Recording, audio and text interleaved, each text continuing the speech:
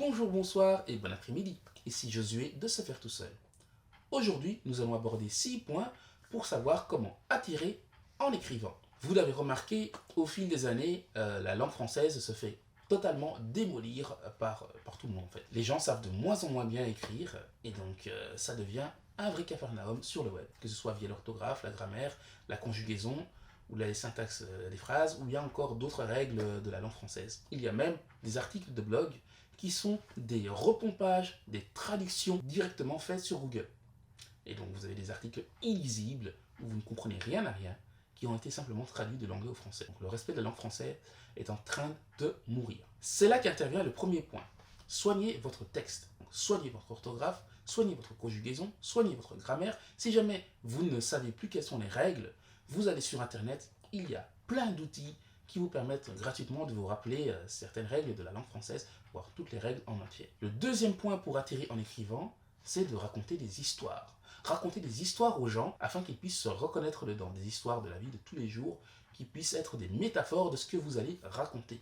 Le troisième point consiste à rajouter des images ou des vidéos dans vos articles de blog, dans vos e-books ou parfois même dans vos formations. Attention, il ne s'agit pas de créer un album photo avec quelques sous-titres en dessous. Non, non, non, non. Prenez des images qui illustrent à chaque fois le sujet que vous allez aborder. Okay?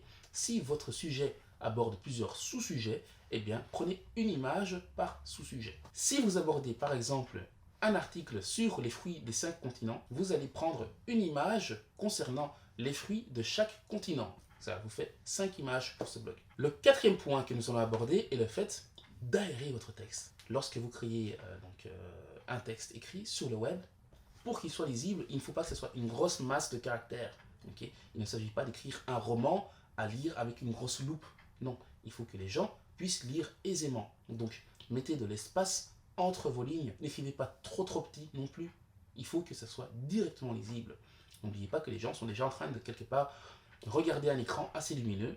Et donc, il faut qu'ils aient des facilités à pouvoir lire directement votre texte. Le cinquième point est une petite astuce. Glissez des liens vers vos formations et vers vos services. Imaginons que vous abordez donc le sujet des objectifs photo.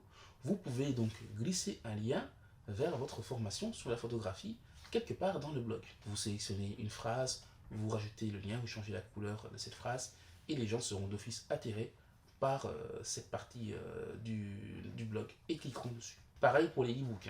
Les e-books et les formations aussi d'ailleurs, vous pouvez rajouter des liens dedans. En fait, vous pouvez rajouter des liens un peu partout dans vos textes sur le web. Mais rajoutez-les subtilement. N'en faites pas trop dans votre blog. Sinon, les gens vont directement comprendre qu'il s'agit de publicité cachée et que l'article n'est pas d'informer, mais de diriger obligatoirement vers des formations et des services. Il ne faut pas oublier que les gens adorent acheter mais détestent qu'on leur vende. Le sixième et dernier point que nous allons aborder, c'est de faire des phrases simples. Nous ne sommes pas ici à un concours d'éloquence. Okay? Il faut que monsieur et madame tout le monde, même si c'est bien écrit proprement, puisse comprendre de quoi il s'agit et puisse avoir plaisir à lire le texte. C'est une erreur que j'ai faite auparavant, c'est de faire des textes trop soignés, avec un langage trop soutenu, alors que monsieur et madame tout le monde utilisent le langage courant. Faites en sorte que monsieur et madame tout le monde puissent lire votre article, votre e-book, votre formation au calme, sans essayer à comprendre, oui, qu'est-ce que ça signifie. Ne prenez pas des mots trop compliqués, surtout sur le web où les gens lisent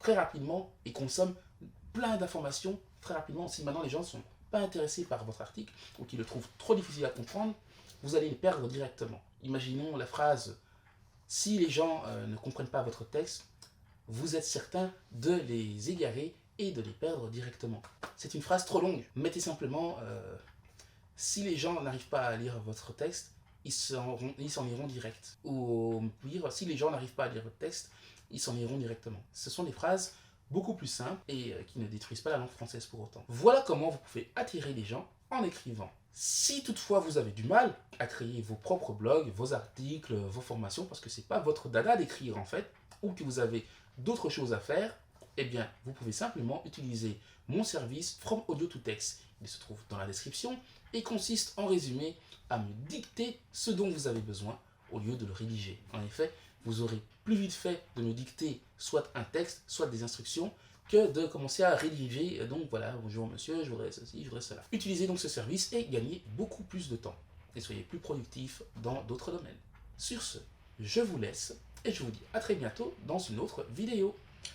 A plus.